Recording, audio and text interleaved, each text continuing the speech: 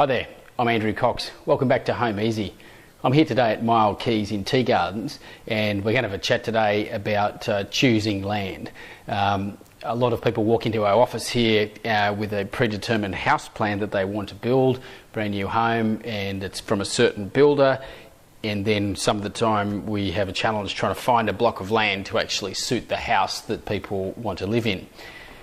Choosing land is not that easy sometimes, and it is important that the person you're talking to or the agent, whoever it is selling you that land, gives you a good indication of the type of house that's actually going to go on there and whether or not the land that you like suits the style of house that you like. For instance, if you would like a home built on a concrete slab because you've seen one on display, and you find a block which, someone says, oh, it's pretty level, and often a builder gets out there and it's not pretty level. The eye generally sees about half what the slope is. So if you think there's a metre or a metre and a half slope over a block of land, it probably actually has about 3 metres. Unless you're a surveyor, you've got some expertise in that regard. Most people tend to sort of underjudge the amount of slope that's on a block of land.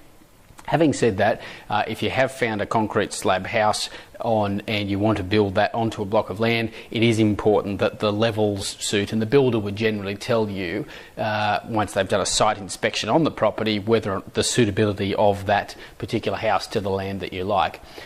But just because the house fits onto the land on a plan doesn't mean it's a good home for the block of land.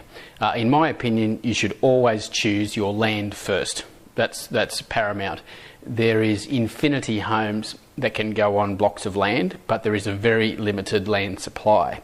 So if you found a house that doesn't suit many blocks of land, you might end up in the worst street just because you found a block of land that suits the house you like. In my opinion, you should find your land and the position you like first, and then get some assistance finding a home design that's best suited to the land.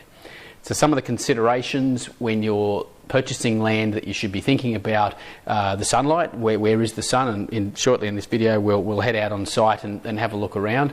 The outlook you'd like to achieve. You might have a vision of sitting on your back patio looking out at the bush and watching the kangaroos hop by, but if you choose a block of land that doesn't allow for that to occur, or pick the wrong house design on there, sometimes you might end up disappointed.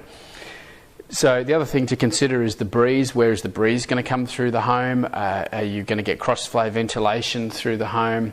And a separate video in this series will run through home design and actually talk about home design and probably the easiest way to plan a house on a block of land. It's actually very simple, although sometimes it looks difficult on the surface.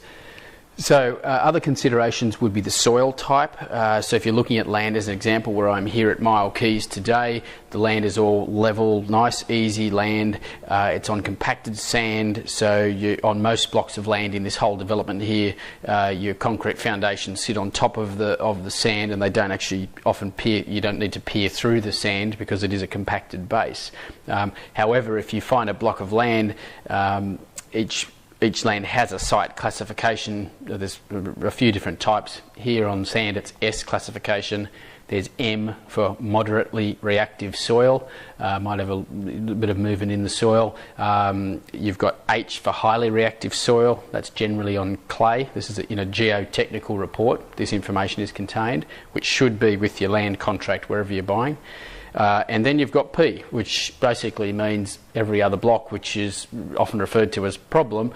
However, that is a problem on some sites, particularly if you don't know about it when you buy it. But there's a house for every block of land, and the type of footing that supports the house is designed by an engineer for the site conditions that you choose. So sometimes a block of land might look cheap on the surface, but then if you found a block that had a P classification, had a lot of uncontrolled fill, as an example, on it, on Old Creek or something ran through it, you might find that the depth of the foundations that go under the home dramatically increase the price of the dwelling, so your overall budget could get completely blown out if you're not fully aware of the site conditions, or your builder is not fully aware of the site conditions before you go ahead.